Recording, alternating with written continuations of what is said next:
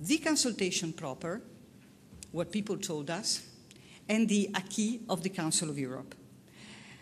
Let me start with the first one, basic thought. The first one is to say that reconciling respect for different identities while fostering social cohesion can only succeed if it is based on universal human rights and fundamental freedoms. They are the common denominator that hold our societies, with all their inherent and growing diversity, together. These universal human rights inspire our political institutions and our everyday political culture. They ensure, if they are respected, basic social trust. The robust European consensus on values is also demonstrated by the accumulated and increasingly, I would say, focused instruments of the Council of Europe. But I'm not going to make the list, of course, because this is not the purpose. What I want to say is that the result of all these consultations from all quarters, with a government, with a religious organization, what we got back was this basic message that unless there is a real respect of human rights, forget about intercultural dialogue. The second point, which came out very clearly, is that unless we enjoy equal dignity, there is no chance for dialogue to succeed. Again, this is an important message in itself, which obviously has consequences at the level of policies. As to the question that was raised by the previous speaker in relation to the definitions, we were also faced with the situation whereby nobody dared, I would say, to give a definition.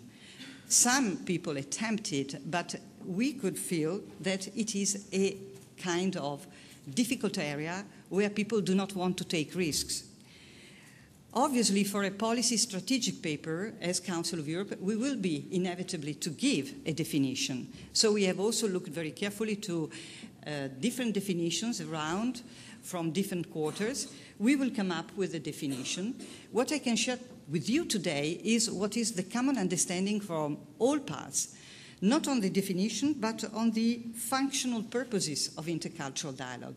And I think that there we can very easily say that everybody agreed that intercultural dialogue, first, can serve different purposes.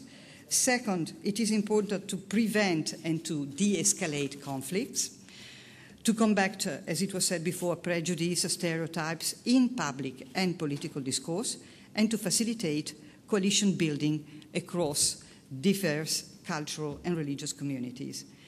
It was also added that it is a powerful means for mediation and reconciliation, and it was also added it is an essential feature of inclusive societies, which leave no one feeling marginalized or excluded.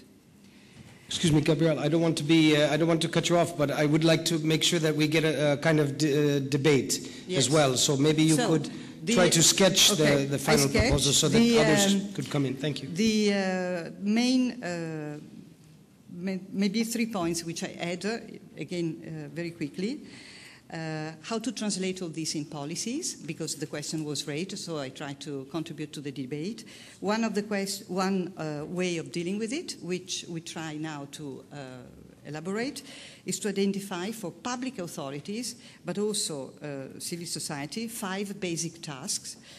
Developing a democratic governance of cultural diversity, strengthening democratic citizenship and participation, it was also mentioned this morning, but it's a very important point. Developing intercultural competencies, creating spaces for intercultural dialogue, the debate that you had just had a moment ago, and 5th element, developing intercultural dialogue, of course, in international relations. Now I very quickly move to the next point. Interestingly so, and this is certainly something which should not be hidden from the debate this afternoon, All the governments that answered to the questionnaire indicated a strong uneasiness with the traditional patterns of dealing with cultural diversity in society, namely assimilation patterns or multiculturalist patterns. I think that there is immediately an important lesson to take, and that is to say that intercultural policies can indeed not replace, but to contribute a lot to the way in which our governments could maybe better deal or more easily deal with integration policies. Because what came out from the inquiry is that intercultural dialogue is looked upon as the cultural dimension of integration policies. Final point, religious dimension. It's very important. It was not very much discussed here. I would simply like to say that contrary to the way in which many people look about on religious dimensions, we, in our documents and in our work at the Council of Europe, we go on insisting on the fact that religion is only one of many dimensions of the identity of individuals, and it should be treated like that in order to de-stigmatize the role of religion as it has been put for such a long time in relation to stereotypes building, misperceptions, and so on. Obviously, everybody says that intercultural dialogue has to be streamed in different policy areas, as mentioned before, and also this morning. And maybe there would be many other things to add, but I stop there for the purpose of the dialogue. I hope it was nonetheless, although sketchy, useful. Excellent. Thank you. Just one question. When will the white paper be released for public So it will use? be, now we are in the process of analyzing it with our political bodies. It will normally be ready by the end of the year. We expect it to be ready by December. So it will be on our side, if the text is ready, an interesting contribution, among many others, to the 2008 year of intercultural dialogue. Excellent. Thank you.